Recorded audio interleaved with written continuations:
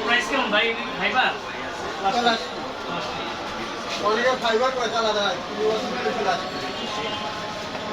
Price কেমন ভাই? 1850 2500 কোনটা করতে হবে খালি কর কোনটা করতে হবে আপনি দিব একটু বেশি আছে ভালো জিনিস নিতে একটু বেশি লাগবে ভাই 500 টাকা ভালো বলছি